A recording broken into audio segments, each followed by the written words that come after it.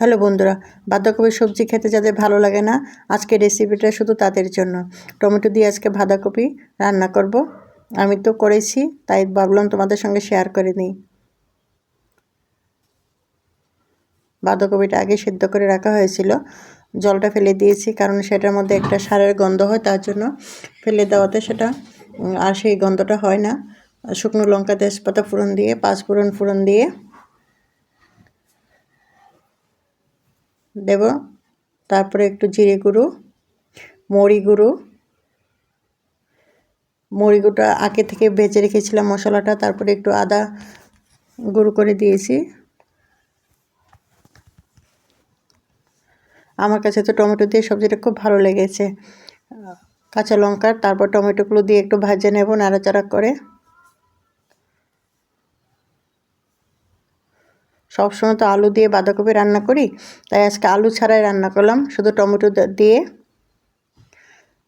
একবার খেয়ে দেখতে পারেন, ভালোই লাগবে।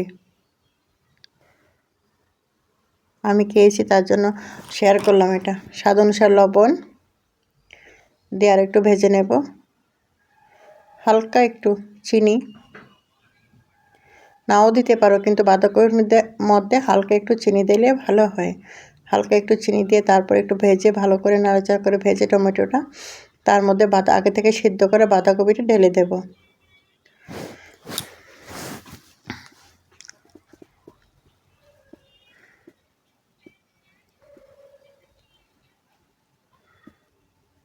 অনেকে এটার মধ্যে বাদাম টাদামও দেয়, কিন্তু বাদাম দিলে অনেকেরই গ্যাস হয়, তার জন্য আমি বাদামটা দিলাম না, শুধু টমেটো দিয়েই করলাম।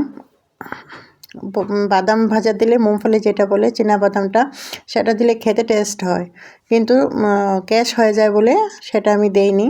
যাদের পছন্দ হয় বাদামটা দেওয়া, তারা দিতে পারো, পছন্দ অনুযায়ী বাদাম ভেজে দিতে পারো। তারপর ঢেকে দিলাম। 5 মিনিট পরে দেখো একদম নরম হয়ে গেছে, ভাজা ভাজাও হয়ে গেছে।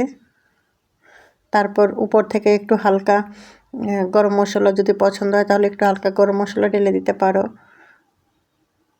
যদি কারো ঘি পছন্দ হয় তাহলে 1 চামচ ঘিও দিতে পারো। পছন্দ না হলে সেটা অপশন, শুধু গরম মশলা দিলেই হবে।